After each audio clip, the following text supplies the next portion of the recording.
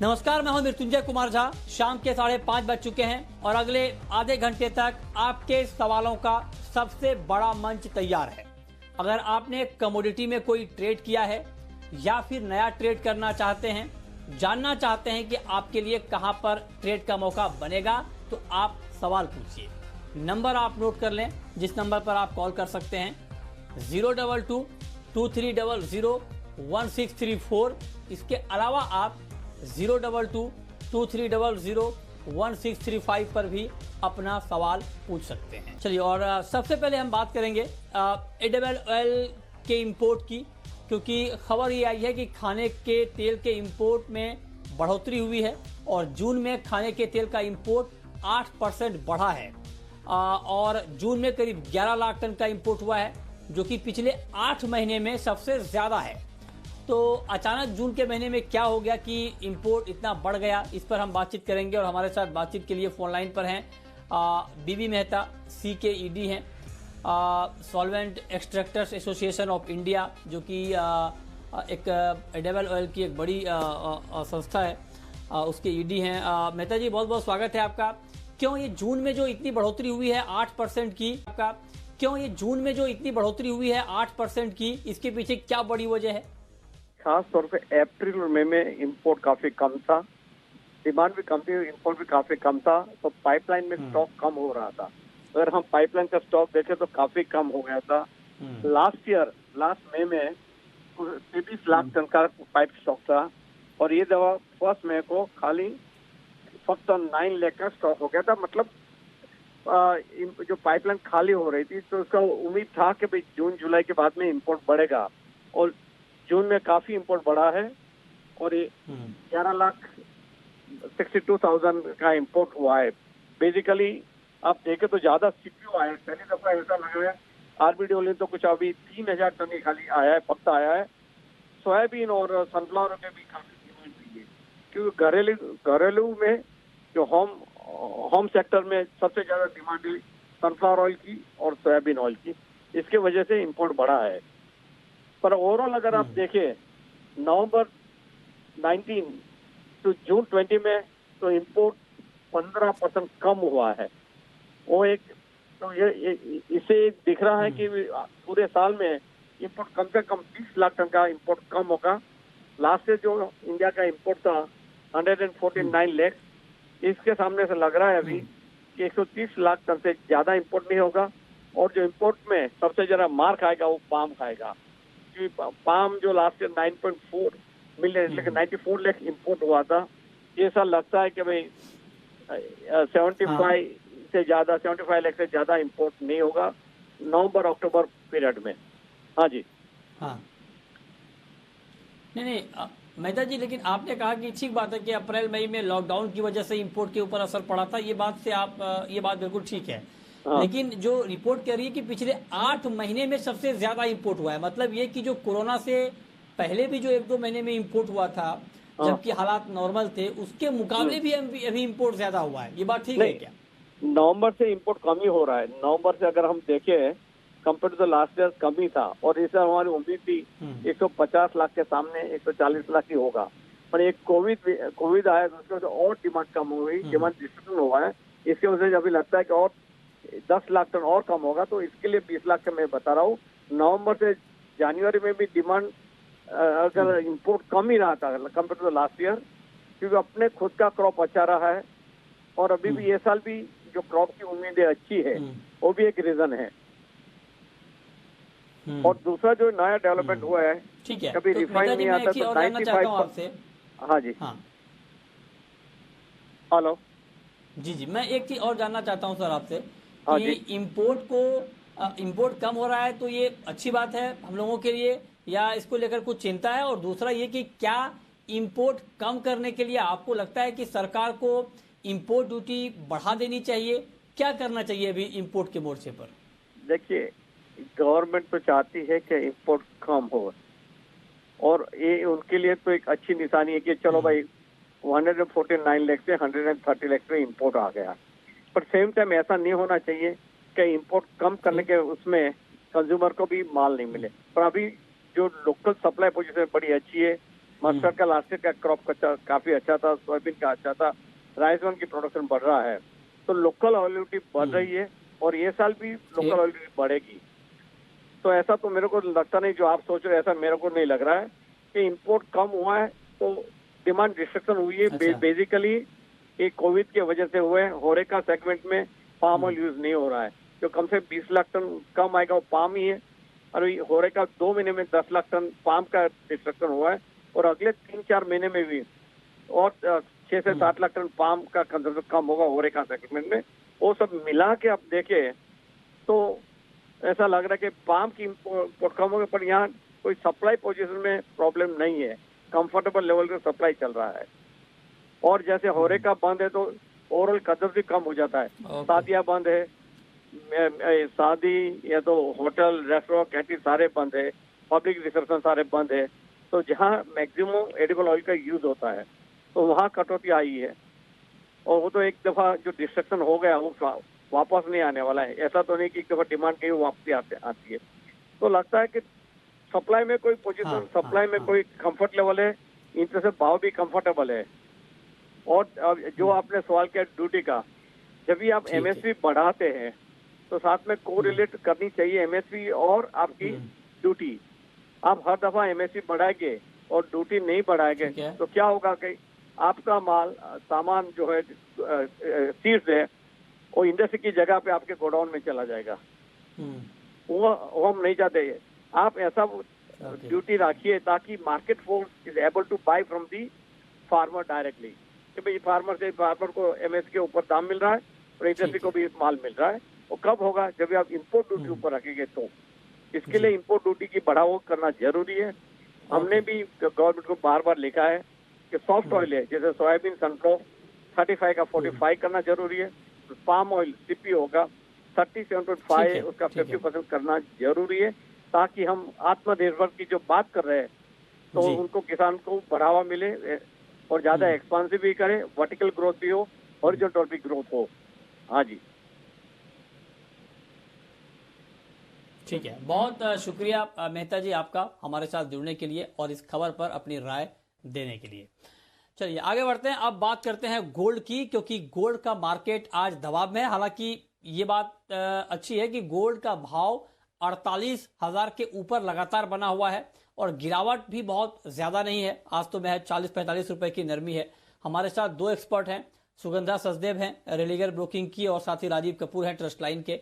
आप दोनों का बहुत स्वागत है। सुगंधा जी, क्या करें गोल्ड में? 48,180 ये एमसीएक्स पर गोल्ड का करंट मार्केट प्राइस है।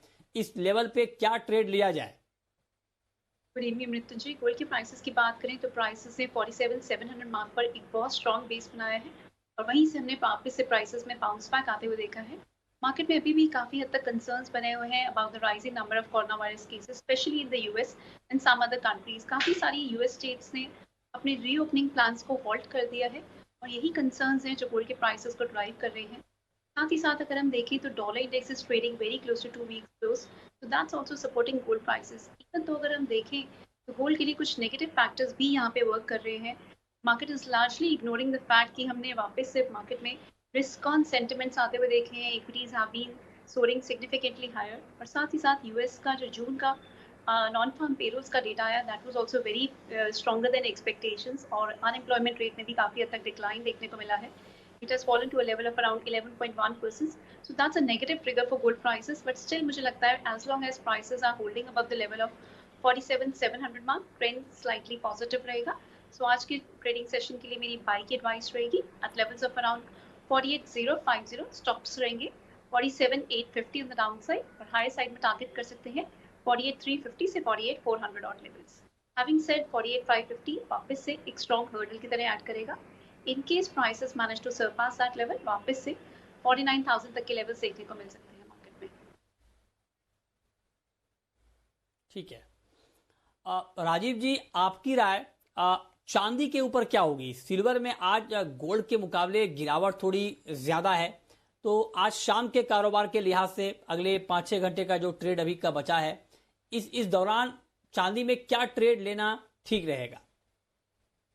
मृत्युंजय जी, कल भी हमने देखा था चांदी में एक गिरावट का थोड़ा सा रुख दिखा था, और आज थोड़ा सा रुख ये गहराया भी है और बाजार सुबह से दबाव में भी है। अभी बाजार गिरने के बाद एक थोड़ा सा रेंज में कंसोलिडेट किया है। मुझे लगता है कि फर्दर फॉल इसमें फिर से एक्सटेंड करेगा। कहने का मतलब है कि 49,400 का जो लेवल है वो बिकवाली के लिए अच्छा स्तर है, और 49,600 के ऊपर का एक स्टॉप लॉस अक्सर रखना चाहिए, और 48,900 के टारगेट के लिए इसमें ट्रेड किया जा सकता है। फिलहाल ऐसा लगता है कि आज इंट्राडे जो ट्रेंड है वो चांदी का वीक है, बट ओवरऑल जो ट्रेंड है अभी भी गोल्ड और सिल्वर दोनों में, अगर मैं पोजिशनल बेस की बात करूं तो पोजिशनल बेसिस पे तो दोनों के ट्रेंड अभी भी इंटैक्ट हैं अप साइड में, बट आज इंट्राडे के लिए थोड़ा सा दोनों कमजोर लगते हैं।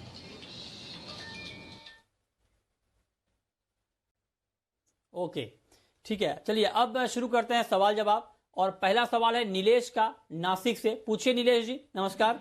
नमस्ते सर। मेरा ऐसा कहना है कि मैंने जी, गोल्ड नमस्कार। फिजिकली मुझे लेने का है।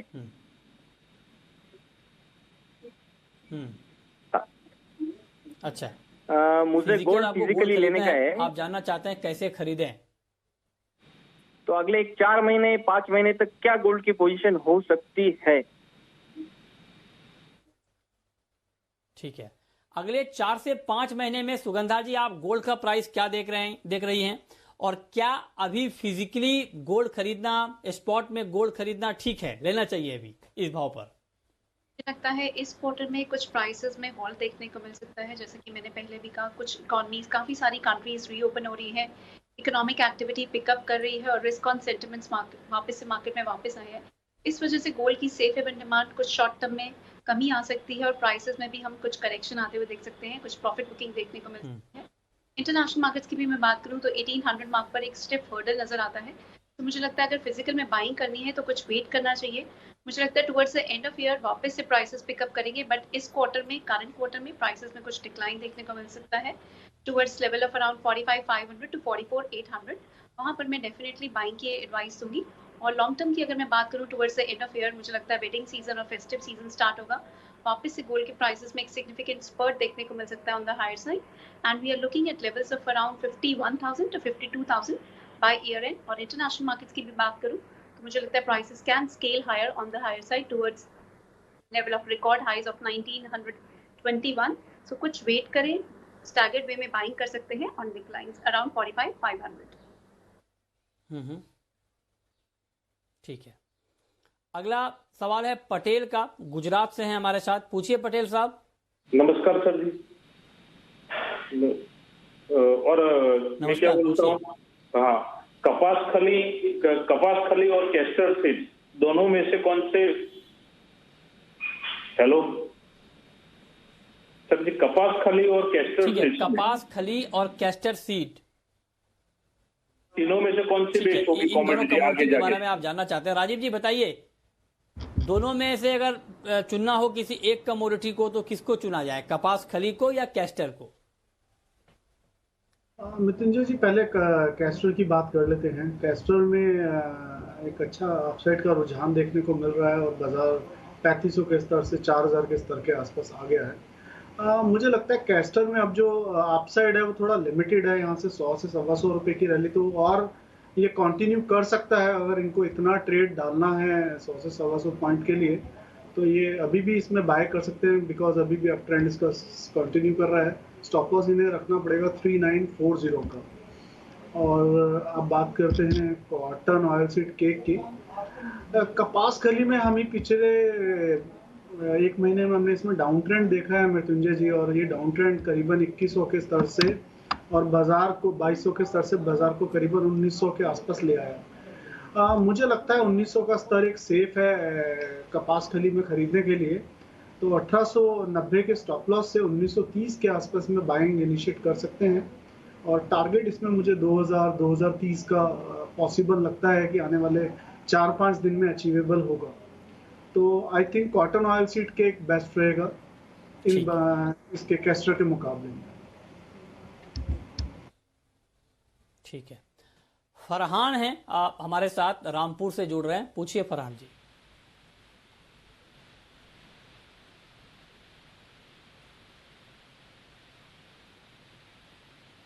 आपको आवाज आ रही है? फरहान, आप सुन पा रहे हैं? हेलो जी जी सुन रहा हूँ, पूछिए। सर, जिगर बोल रहा हूँ, जिगर ठक्कर, गुजरात से। हेलो। अच्छा हाँ, बोलिए बोलिए। मुझे राजीव जी से सवाल है। जी जी बोलिए, सुन रहा हूँ। गोल्ड पे आज के दिन क्या करना चाहिए इंट्राडे में? राजीव जी से सवाल है। अच्छा राजीव जी, इंट्राडे के लिए ये जानना चाहते हैं कि आज के लिए गोल्ड में क्या ट्रेड लिया जाए? मिथुन जी, इंट्राडे के लिए मुझे लगता है कि गोल्ड यहाँ से करीबन 125 से 150, बेसिकली 48,000 तक का स्तर नीचे में दिखा सकता है। और हमारी राय रहेगी 48,250 जब भाव आए, अभी 48,180 और 48,200 पर है, तो 48,250 में इसमें सेल ट्रेड करना चाहिए। 48,450 का 400 का स्टॉप लॉस रखना चाहिए और टारगेट हमें 48,000 के आते हुए दिखते हैं। और नीचे में 48,000 और 47,700 ये एक ऐसा जोन है जहां पर आई थिंक मुझे लगता है कि डिमांड काफ़ी है और वहां पर फिर इंट्राडे के लिए बाइंग की जा सकती है 47,600 के स्टॉप लॉस से। ओके, ठीक है। मेटल में सुगंधा जी आपका क्या रुझान है अभी, और ओवरऑल मेटल का मार्केट आपको अभी कैसा दिख रहा है? और दूसरा ये कि मेटल मार्केट में अभी सबसे अच्छा काउंटर ट्रेडिंग के लिहाज से कौन सा है? अगर मैं सबसे अच्छे काउंटर की बात करूं तो मुझे लगता है लेड में काफी मोमेंटम देखने को मिल सकता है। इवन दो ऑटोमोटिव सेक्टर से बैटरी की डिमांड नहीं आ रही है लेड में, पर फिर भी अगर हम देखें तो लेड की इन्वेंट्रीज पाइल अप नहीं कर रही हैं। ये बहुत पॉजिटिव फैक्टर है लेड के प्राइसेस के लिए। और अगर हम पिछले कुछ दिनों में भी देखें तो प्राइसेस ने काफी सिग्निफिकेंट अपसाइड दिखाई है। तो मुझे लगता है प्राइसेस में एक अच्छा बेस बन गया है at levels of around 138। Intraday के लिए मेरी बाइंग की एडवाइस रहेगी at levels of around 143.30। Stops रहेंगे 141.80 और हाई साइड में टारगेट कर सकते हैं 145.50। हैविंग सेड, मुझे निकल में भी एक अच्छा मोमेंटम नजर आ रहा है। प्राइसेस 995 मार्क को ब्रेक किया है, ये एक पॉजिटिव ट्रिगर है प्राइसेस के लिए। Prices can move on the high side towards level of around 1020। और अगर निकल के फंडामेंटल्स की भी बात करें तो चाइना से जो डेटा निकल के आ रहे हैं स्लाइटली पॉजिटिव है और डिमांड में भी चाइना से हमने पिकअप आते हुए देखा और फिलीपीन से सप्लाई कम होने की एक्सपेक्टेशंस बनी हुई है मार्केट में। ये सारे फैक्टर्स निकल को काफी हद तक सपोर्ट कर सकते हैं। सो निकल में भी मेरी बाइंग की एडवाइस रहेगी at levels of around 990 to 991। Stops रहेंगे 980, हाई साइड में टारगेट कर सकते हैं 1015 से 1020 और लेवल्स। ठीक है, अजय हैं हमारे साथ। अजय जुड़ रहे हैं इस वक्त फरीदाबाद से। पूछिए Ajay ji. Good evening sir. जी नमस्कार। पूछिए जी, मैंने एक कॉपर सेल किया है। नमस्कार सर, पूछें। हाँ, कॉपर सेल किया है 467.65 पे। अच्छा, यस ठीक सर। है। तो 467 रुपए 65 पैसे के भाव पर आपने कॉपर में ट्रेड किया है। आपका सवाल समझ गया सर, समझ गया। राजीव जी, क्या करना चाहिए इनको? हाँ मृत्युंजय जी, थोड़ा सा कॉपर यहाँ पर रुक रहा है। इनफैक्ट जो स्पीड थी बढ़ने की उसमें थोड़ा हॉल्ट देखने को मिल रहा है, तो मुझे लगता है थोड़ा नीचे का करेक्शन दे सकता है। एक बार 465 464 तक का नीचे में लेवल दिखा सकता है, तो वहां ये अपना शॉर्ट में से निकलेंगे और 471 का अपना स्टॉप लॉस मेंटेन करेंगे। ठीक है, इस पर आप नजर रखिए और उस हिसाब से आप ट्रेड करें। अगला सवाल मनोज का है। मनोज जी नमस्कार, पूछें। नमस्कार सर जी। Hello hello. जी जी पूछिए। नमस्कार सर। हाँ, अपने राजस्थान में चना खरीद के लिए 31 जुलाई का टाइम दिया हुआ था, तो इन्होंने तो 29 जून को ही बंद कर दिया है। तो अपने तारीख 31 जुलाई की अपने चैनल की तरफ से दी हुई थी। खरीद बंद हो गई है। नहीं, राजस्थान सरकार ने जो ऑर्डर जारी किया था वो हमने आपको बताया था, लेकिन आप कह रहे हैं कि अब एक बार चेक करना पड़ेगा कि रिवाइज ऑर्डर क्या है। हाँ, तो जानकारी चाहिए थी कि वापस रिवाइज। ठीक है, ये आपने मुद्दा रखा है, इस पर हम तहकीकात करेंगे, हम बातचीत करेंगे राजस्थान सरकार से और जानने की कोशिश करेंगे कि क्या बदलाव हुआ है, और फिर जो भी अपडेट होगा इसको लेकर हम आप तक पहुंचाने की कोशिश करेंगे। ठीक है, आगे बढ़ते हैं, कुछ और कमोडिटी की बात करते हैं। राजीव जी, कल के लिए एग्री मार्केट की सबसे दमदार कमोडिटी आपको कौन सी दिख रही है कल के कारोबार के लिहाज से? मृत्युंजय जी, मुझे लगता है कि जो जीरा कॉन्ट्रैक्ट है इसको मैं कंसिस्टेंटली एक रेंज में ही देख रहा हूँ, और आई थिंक पिछले एक महीने से हम लोग 13,700-800 पे सेल ही देते हैं और 13,500-600 के आसपास बाय देते हैं। तो मुझे लगता है कि जीरा फिर से उस स्तर के आसपास है, 13,850 के आसपास इसमें सेलिंग करना चाहिए और 14,000 का स्टॉप लॉस रखना चाहिए, और हम समझते 13,600 13,500 फिर से दिखा सकता है। और दूसरा जो मुझे कॉन्ट्रैक्ट लग रहा है इंटरेस्टिंग, वो ग्वार सीड लग रहा है। ग्वार सीड ने काफ़ी समय के बाद 3600-3700 के स्तर के ऊपर ट्रेड करना शुरू किया है।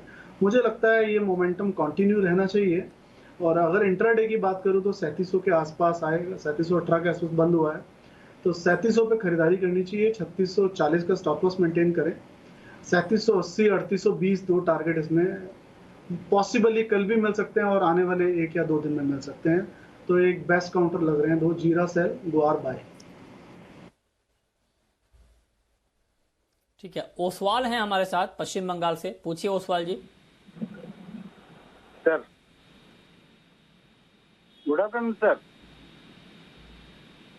एक्चुअली मेरा सिल्वर में आज इंटरडे के लिए क्या करना चाहिए सर? सिल्वर में इंटरडे के लिए क्या करना चाहिए? क्या करना चाहिए सुगंधा जी, बताइए सुगंधा जी। मृत्युंजय, सिल्वर की बात करें तो प्राइसेस ने शॉर्ट टर्म के लिए 48,500 मार्क पर एक अच्छा बेस, मुझे लगता है सिल्वर के प्राइसेस में एक अच्छा स्पर्ट यहाँ से देखने को मिल सकता है। तो कुछ टिप्स मिलते हैं towards level of around 48,150 to 48,200, sorry 49,150 to 200 levels buying करके चल सकते हैं। हाई साइड में we can look for targets of around 50,000 और डाउन साइड में हमारे स्टॉप्स रहेंगे 48,800। तो सिल्वर में मेरी बाइंग की ही advice for an intraday person. ठीक है, तो आपकी सिल्वर में इंट्राडे के लिए भी बाइंग की सलाह है, तो आप खरीद कर चल सकते हैं, ये राय आपको दी जा रही है। ओके, आगे बढ़ते हैं, कुछ और कमोडिटी की बात करते हैं कि वहां पर क्या। नेचुरल गैस, हाँ नेचुरल गैस में बड़ा एक्शन दिखा है और आज तो 6-7% दाम बढ़ गए सुगंधा जी। तो क्या नेचुरल गैस की इस तेजी पर अभी भरोसा किया जाए? नेचुरल है ये तेजी या कुछ अभी आगे तेजी टिकने की संभावना आपको नहीं दिख रही है? तो जी मुझे नहीं लगता ये तेजी बहुत ज़्यादा टिकेगी। अगर हम देखें तो फंडामेंटल्स बहुत ज़्यादा सपोर्टिव नहीं है, inventories much above the 5 year average trade कर रही हैं, बट येस हमने कुछ हद तक शॉर्ट कवरिंग रैली आते हुए देखी। और साथ ही साथ अगर हम इस वीक की स्पेशली बात करते हैं तो वेदर कंडीशंस में यूएस में कुछ चेंज देखने को मिला है, कुछ हद तक हॉटर वेदर हुआ है और इसी वजह से इसकी कूलिंग डिमांड बढ़ी है, और यही एक रीज़न है जिसकी वजह से सिग्निफिकेंट स्पर्ट आते हुए देखा हमने प्राइसेस में।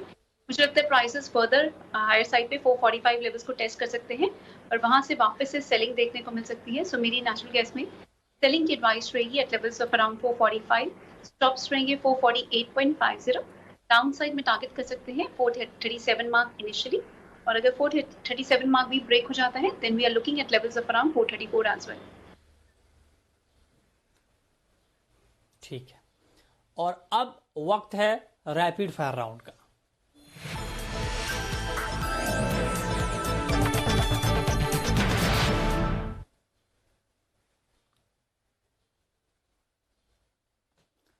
राजीव जी, आपकी पहली rapid fire call.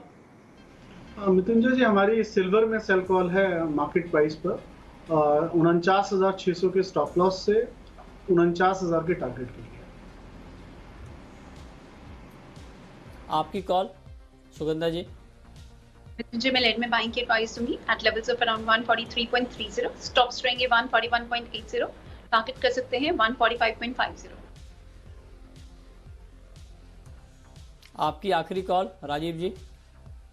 Mrityunjay ji, पिछली बार भी सुगंधा जी ने मेरी रैपिड फायर निकेल पकड़ ली थी और इस बार फिर से मुझे लेड में ही देना है कॉल, तो सेम कॉल है मोरलेस। 143.50 पर लेड बाय है, 142.50 का हमारा स्टॉप लॉस है और 145 का टारगेट।